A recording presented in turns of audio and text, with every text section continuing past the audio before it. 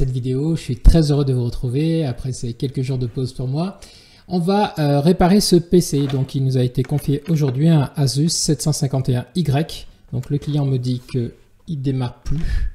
Donc on va voir ça tout de suite. Donc on passe à la première partie, le diagnostic. Donc je commence par brancher le PC. Allez, on va le mettre.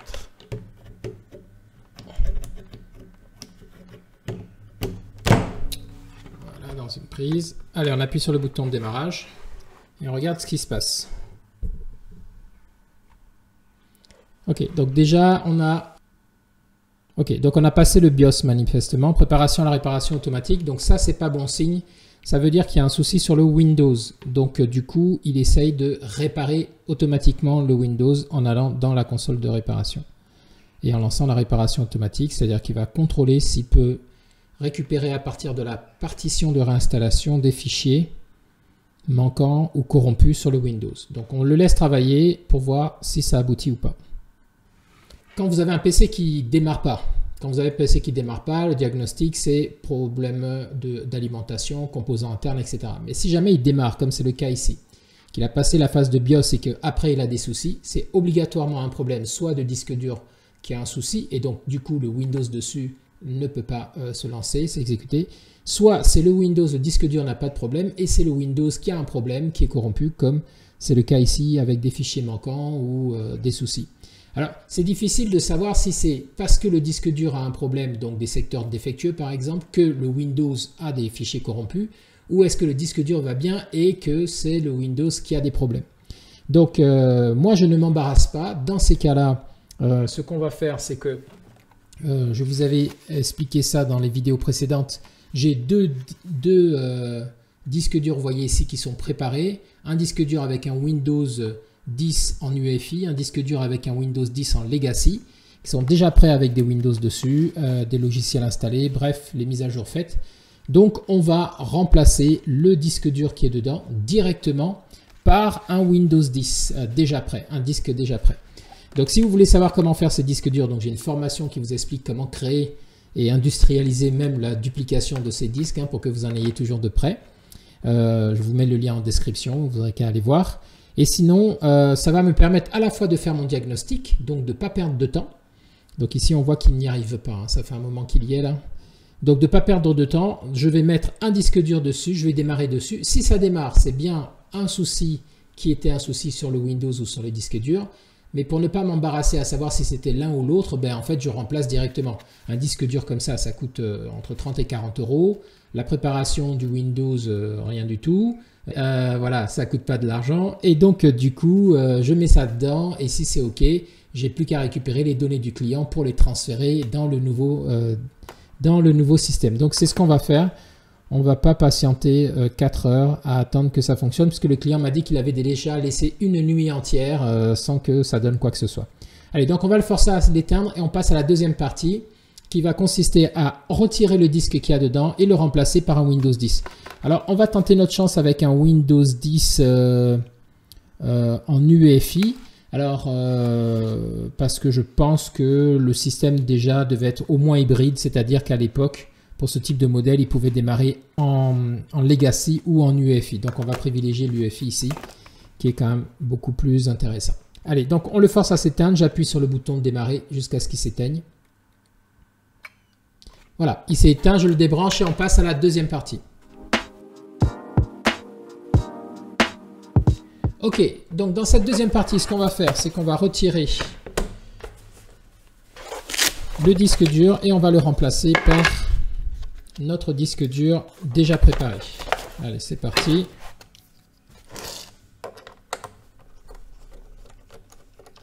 Donc on a quelques vis à enlever. On utilise notre collecteur de vis.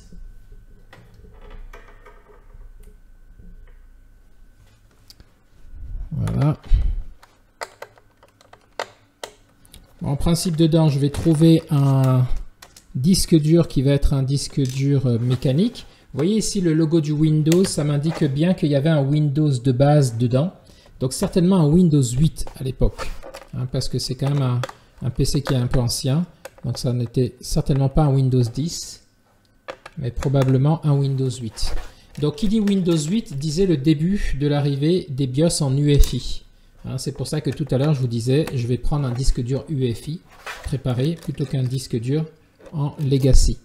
Mais comme c'était le début de l'arrivée des systèmes en UEFI, des BIOS en UEFI, donc du coup c'est certainement un BIOS hybride, c'est-à-dire qui nous permet aussi également de démarrer en Legacy, à condition de paramétrer le BIOS pour ça.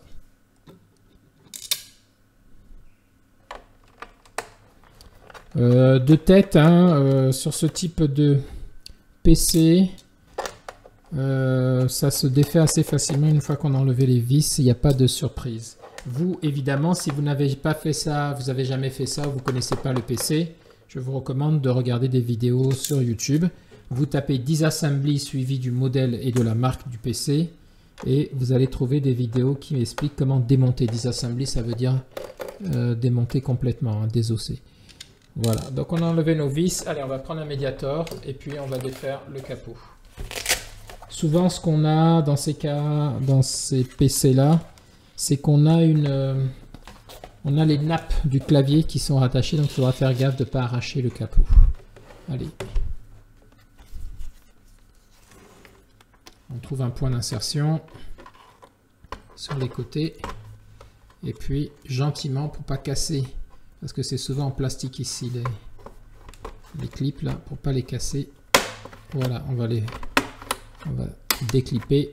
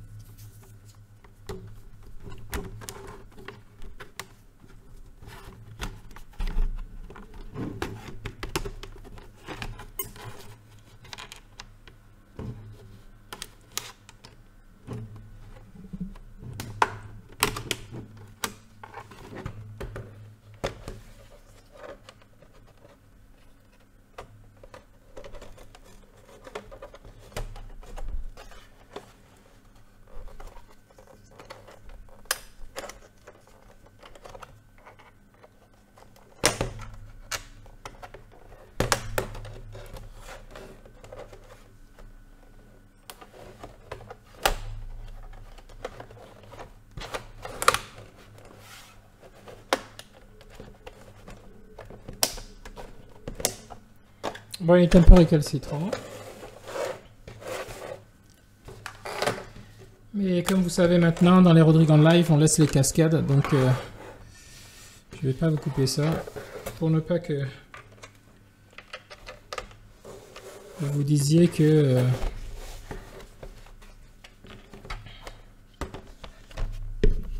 vous n'y arrivez pas. Alors que j'y suis arrivé facilement. En fait, vous voyez, je n'y arrive pas si facilement que ça.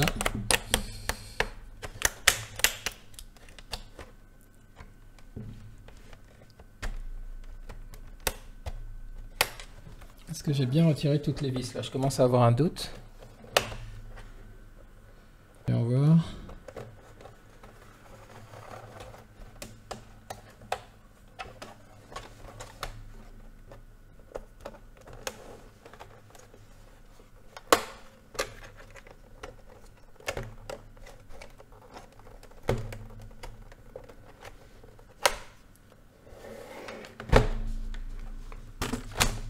Voilà. Bon, alors là, il faut faire très attention. Voilà, c'est ce que je vous disais. Vous voyez ici, on a les nappes. La nappe du clavier ici, et puis la nappe du touchpad. Donc, il faut faire attention. Notre disque dur, par contre, il est ici.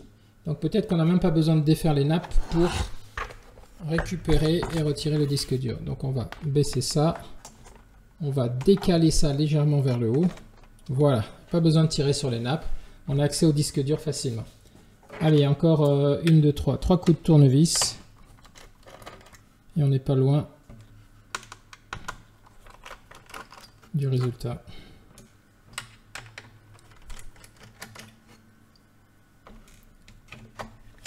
Donc, mes prévisions étaient justes. Hein. Vous voyez, on a affaire à un disque dur mécanique.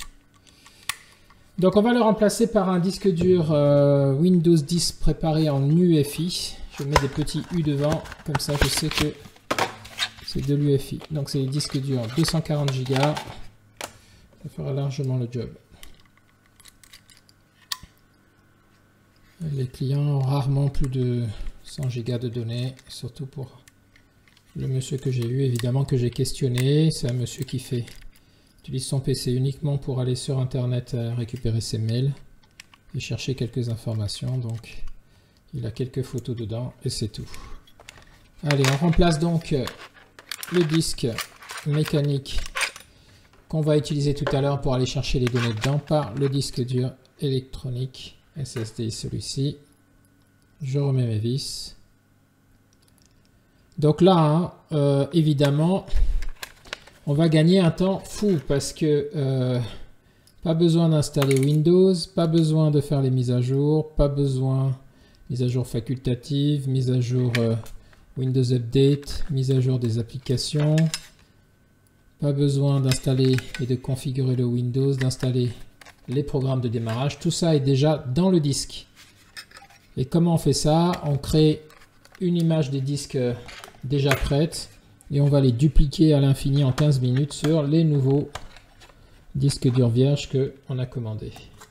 C'est tout le contenu donc de la formation dont je vous parlais tout à l'heure. Allez, on revisse ça. Donc ici, la réparation consiste juste, vous voyez, à faire ce diagnostic-là. Hein. Dans ce cas-là, le client peut tout aussi bien être à côté. Ça nous demandera à peine 30 minutes pour sortir son disque, le remplacer par ce disque-là. Si ça marche, on peut lui dire tout de suite que c'est un problème de disque et de Windows. Et puis dans tous les cas, ça fait pas de mal de lui mettre un disque dur neuf. Allez, on va brancher l'ordinateur et puis on va voir comment ça démarre. Alors, soit c'est en UEFI et là il va directement démarrer, soit c'est pas en UEFI et il va pas trouver le Windows Boot Manager. Et dans ce cas-là, qu'est-ce qu'il va faire? Il va aller directement dans le BIOS.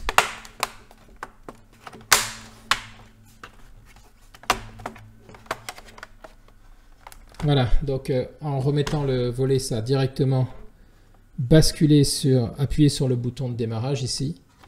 Donc là, c'est parti, on voit qu'il a trouvé le Windows, hein, puisque on voit qu'il y a le chenillard qui tourne.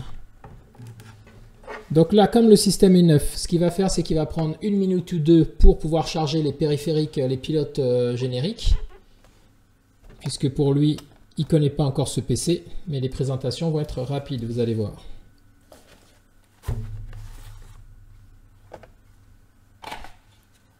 Allez, ça, on se met ça de côté pour tout à l'heure, pour récupérer les données dedans.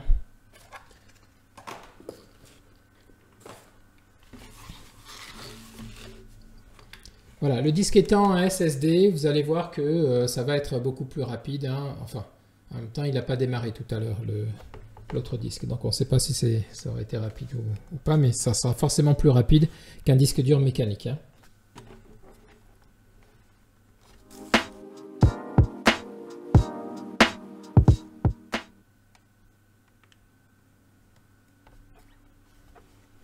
Ok, je vois qu'il s'est arrêté. Je le relance. Certainement un pilote, voilà. Donc là, il prépare les périphériques.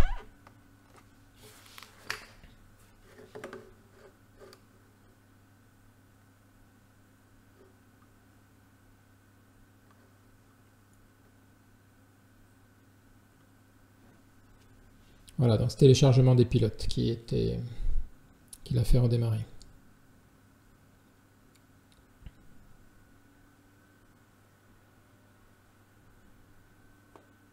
On mettra les vis tout à l'heure, les vis arrière. Donc évidemment, il ne le fera pas à chaque fois. C'est là pour redémarrer le PC pour la première fois, il charge les pilotes périphériques et donc pour adapter, pour pouvoir démarrer. Et puis après, il finalisera avec les mises à jour facultatives dès qu'il aura une connexion Internet.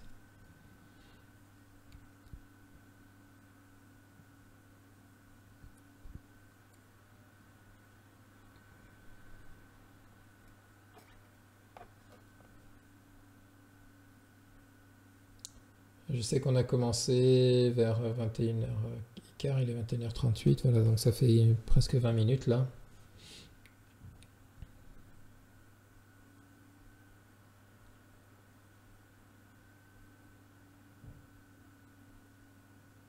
Voilà, donc là on arrive sur l'interface de chargement. Alors je vais vous régler la luminosité.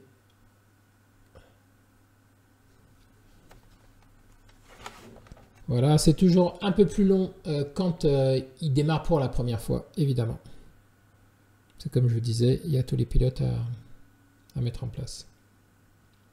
Mais donc le gros avantage, c'est ce que vous allez voir, on va arriver sur un bureau de Windows qui est déjà tout prêt, avec même les logiciels que je prépare pour les clients d'avance. Hein. Donc tous les logiciels pour travailler. Notre seul... voilà, donc là on est bien sur un Windows, donc vous voyez on est sur un Windows avec les navigateurs Chrome, Firefox, Sumatra PDF pour lire les PDF, Audacity, Windows Media Player, LibreOffice pour le traitement de texte, tableur et compagnie. Allez, on va le connecter à Internet.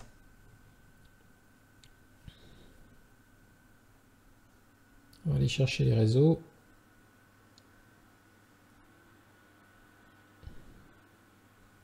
La connexion Internet va nous permettre de faire les mises à jour facultatives qui sont adaptées donc à ce PC en particulier. Donc allez, hop, on se connecte. On met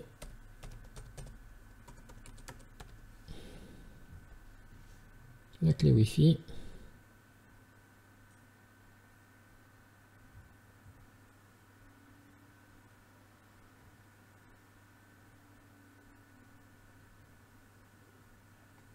Ok, donc là, on a fini la troisième partie. Donc la deuxième partie, c'est la deuxième et la troisième partie étaient mélangées, puisque la deuxième partie était remplacement du disque dur. Et puis dès qu'on a fermé le capot, ça a appuyé sur le bouton de démarrage ici, ça a fait contact et donc ça a lancé le PC. Donc là, on a vu que la troisième partie, on a démarré sur notre Windows, il est prêt, il est connecté. On va passer à la quatrième et dernière partie. On va transférer maintenant les données du client directement de là sur son nouveau PC. Allez, c'est parti pour la quatrième partie.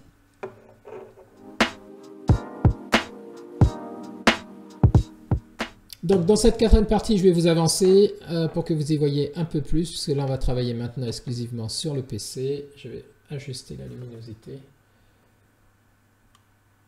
Voilà, on y voit un peu mieux. Allez, ce que je vais faire, donc je vais prendre ça et je vais prendre un adaptateur USB SATA. Voilà, cet adaptateur va me permettre de pouvoir... Alors attendez, je vais vous montrer ça un peu mieux. Voilà, je vous disais, cet adaptateur, il va me permettre de pouvoir brancher ici mon disque dur. Ok, comme ceci. Ensuite, je vais le brancher à une prise USB de libre. Allez, on va chercher une prise USB bleue. Elles sont toujours plus rapides. S'il y en a une... Ok, il y en a une sur le côté ici. Voilà, et puis maintenant on n'a plus qu'à brancher ça dans une prise électrique et on va pouvoir lancer notre adaptateur USB SATA. Voilà, là je l'allume, j'appuie sur le petit interrupteur ici. Hop, attendez, je le place comme ça, voilà. J'appuie ici sur l'interrupteur, il démarre et là on va pouvoir venir récupérer les données directement dedans.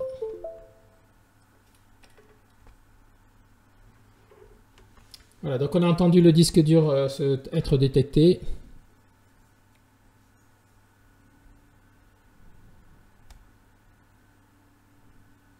Pendant ce temps, on va faire deux choses. On va venir chercher ce qu'il y a dans le disque dur, la session de l'utilisateur. Et on va également venir faire nos mises à jour facultatives. Donc Je vais lancer les mises à jour facultatives pendant qu'il cherche sur le disque. Au passage, vous voyez que j'ai déjà toutes mes mises à jour qui sont faites, puisque vous voyez que j'ai les applications qui sont déjà configurées et qui sont déjà placées. J'ai enlevé les applications qu'on n'utilise pas, les bloatware, etc. Allez, on va le laisser se connecter, puis on va faire aussi l'activation de Windows. Alors pour l'activation de Windows, si vous ne savez pas comment faire, j'ai une formation qui vous permet d'activer Windows de façon illimitée sur le Windows 10 et le Windows 11. Donc vous pouvez aller voir en bas pour l'utiliser. Allez, du coup, on va aller sur les mises à jour et sécurité ici. Qu'un Windows soit activé ou pas, ça ne vous empêche pas de faire les mises à jour. Donc on va aller sur le Windows Update.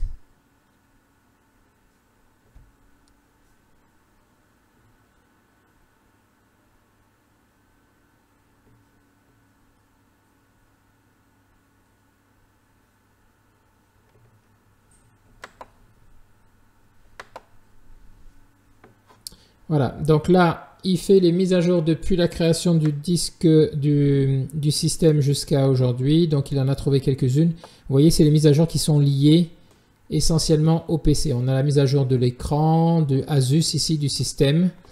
On a la mise à jour de la carte Bluetooth, mise à jour du réseau. Connextant, c'est le modem. Voilà, donc c'est essentiellement des pilotes spécifiques à ce PC, mais toutes les autres mises à jour de Windows, elles sont déjà faites. Voilà, donc on laisse faire ça tranquillement, et pendant ce temps, on va venir voir aussi les mises à jour facultatives pour les ajouter. Voilà. Allez, on voit que la Nvidia, le souris Asus. Allez, on va tout prendre.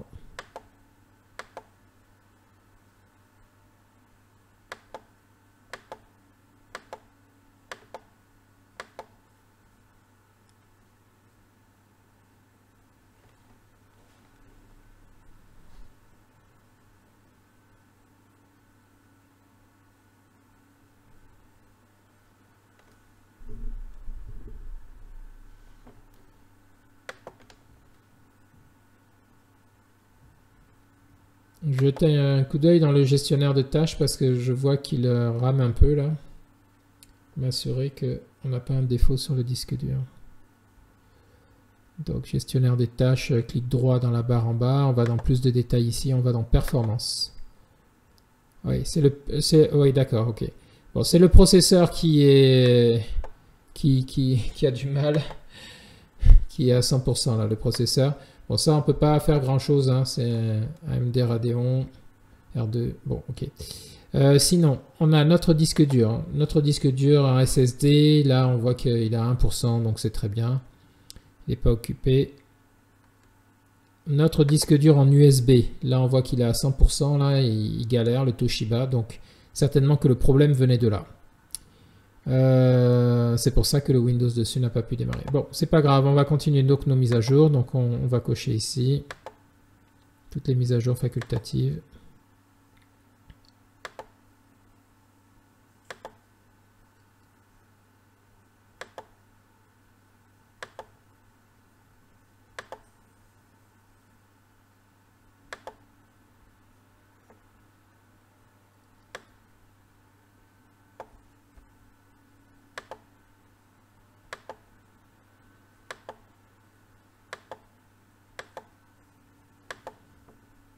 Donc, comme vous voyez, Asus Tech et tout ça, c'est essentiellement des composants du PC.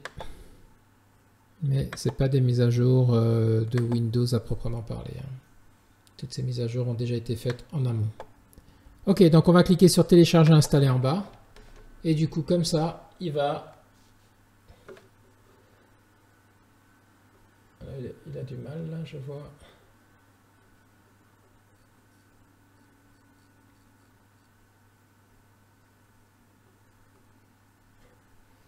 Attendez, je me rapproche.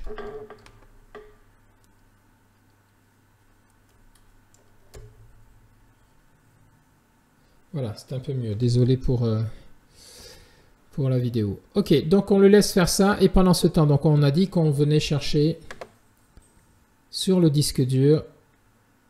Alors, il ne voit pas le disque dur. On va éteindre et rallumer. Parce que là, il n'a pas pu lire dessus. Le problème, c'est que je ne sens pas vibrer le disque. Allez, on va le mettre debout pour voir. C'est un peu mieux.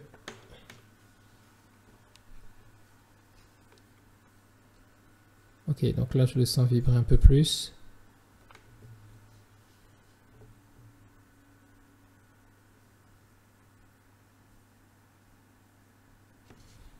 Ah, il a vraiment du mal. Il a vraiment du mal. Donc, on va éteindre. Et je vais essayer de passer sur un autre... je vais passer sur un autre lecteur qui, lui, met le disque debout. Et souvent, ça joue. Ça permet... Là, je crois que c'est un problème de rotor, donc un problème mécanique. Et en le mettant donc debout, ça va régler le problème. Allez, je vous éloigne un petit peu pour vous montrer.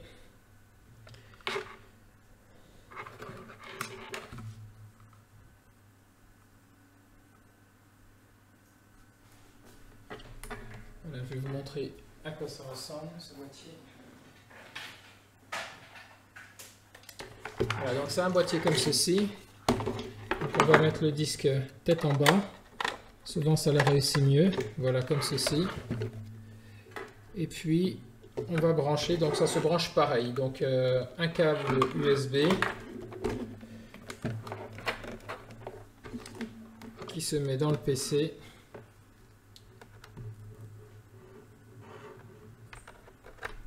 Voilà, et puis ça du côté de l'adaptateur, du côté de la prise de courant. Voilà, et puis ici on a un bouton devant, on appuie dessus. Derrière on a un interrupteur, hop, voilà.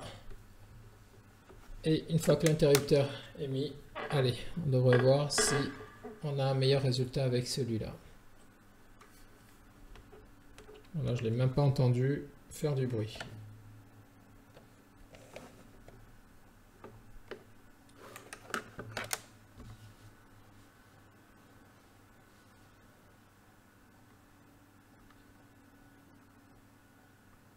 Alors, je suis un peu inquiet pour le client là parce que là, le disque dur il réagit pas du tout. Ah si, ça y est, il commence à tourner. Je le sens vibrer. On va lui donner un peu de temps. Ok, donc pendant que ça fait ça, on va venir voir à nouveau sur les mises à jour où est-ce qu'il en est.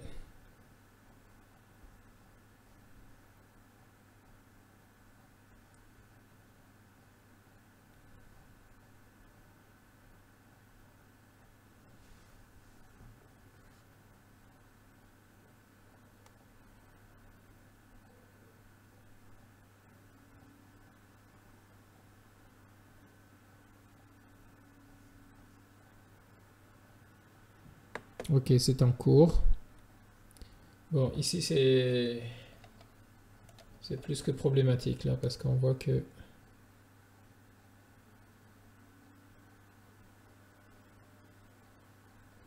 alors vous ne l'entendez pas, vous ne le sentez pas, mais moi j'ai mis la main dessus et ce que je sens c'est que ça vibre un petit peu, ça s'arrête, ça vibre, ça s'arrête, comme si le disque essayait de tourner, hein. Vous savez, un disque dur mécanique, ça tourne, hein, c'est comme un vinyle. Et là le souci c'est qu'il tourne et il s'arrête. Donc ça c'est le cas typique de disque défectueux.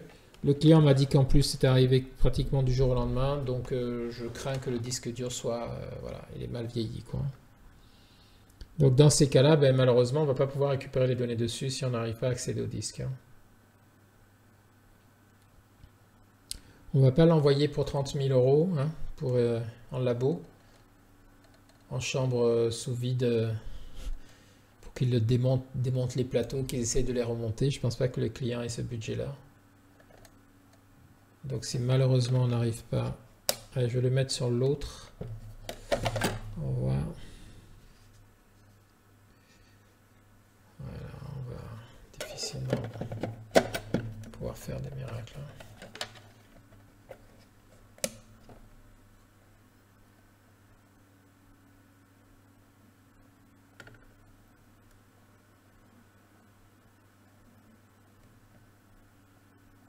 J'ai l'impression que quand il était à plat, ça marchait un peu mieux puisqu'on avait entendu au moins biper.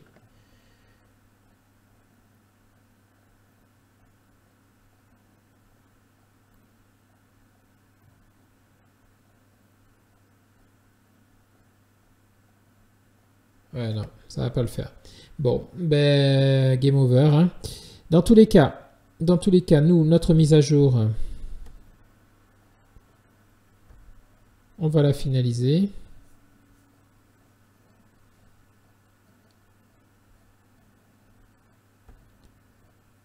Mise à jour et sécurité, Windows Update.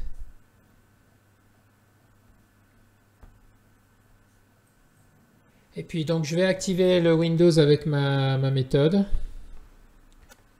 Donc comme c'est ce que je montre dans la formation qui est payante, je ne vais pas vous révéler le secret là, pour ne pas pénaliser ceux qui l'ont acheté. D'ailleurs, j'ai une nouvelle méthode que je vais mettre dans cette formation pour compléter. Donc vous allez avoir 2 techniques pour pouvoir faire ces activations. Alors, hop. Donc ici, c'est toujours en cours.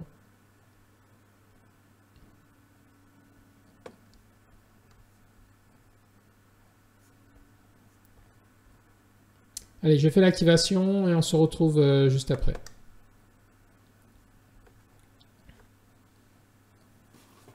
Voilà, donc là, l'activation vient d'être validée. Je dis OK. J'en retire mon fichier de script. Et vous allez voir que maintenant, si je viens ici dans les paramètres, voilà, le Windows a été activé, tout simplement. Donc, hein, je vous recommande cette technique, hein, elle est imparable pour faire vos activations. Allez, on revient dans notre Windows Update pour voir. Notre disque dur n'a toujours pas branché. Donc, ma foi... je vais pouvoir avertir le client que c'est mort.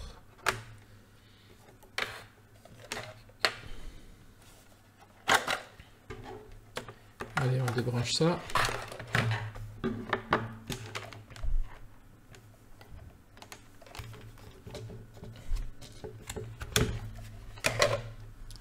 Donc ici, on laisse les mises à jour se faire tout simplement. Je vais même brancher en RJ45 pour que ça aille beaucoup plus vite, plutôt qu'il utilise le Wi-Fi. Allez, un câble réseau.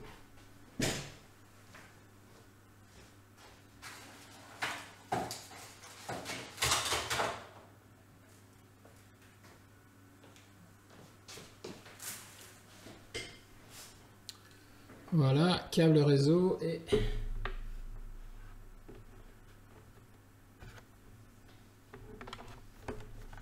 Voilà, connexion réseau, on va couper le Wi-Fi. Déconnecter, voilà, pour privilégier maintenant le réseau RJ45, ça va être beaucoup plus rapide. Surtout que sur ces vieilles cartes réseau, elles sont pas en Wi-Fi 6, et là mon réseau fibre est en Wi-Fi 6, donc autant lui mettre un câble. Ça va aller plus vite. Voilà, bon, je vais peut-être pas aller jusqu'au bout ici parce qu'on va pas attendre simplement qu'il fasse ces mises à jour ensemble, hein. Ça n'a pas d'intérêt, vous voyez, il y en a quand même quelques-unes, donc on va laisser faire ça tranquillement. La suite, donc, si on avait pu récupérer sur le disque dur du client avec l'adaptateur les données, on serait allé voir dans la session du client pour récupérer les données. J'ai fait dans d'autres vidéos, j'ai fait les démonstrations et j'explique comment faire ça. Donc je vous renvoie vers ces vidéos-là. Voilà, donc en conclusion.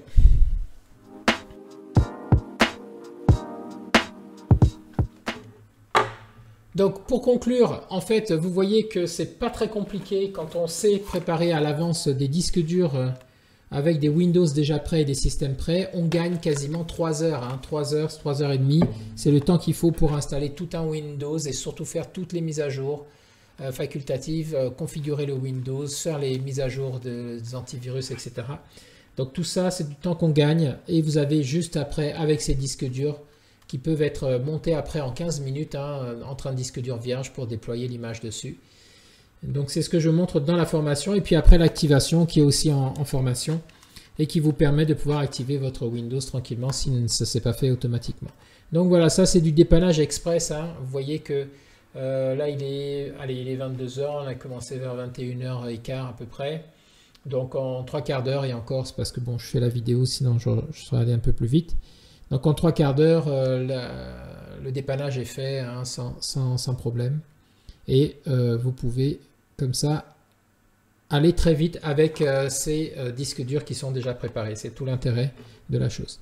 Voilà, j'espère que cette vidéo vous sera utile. Je vous remercie de l'avoir suivi et je vous dis à très bientôt dans une prochaine vidéo. Au revoir.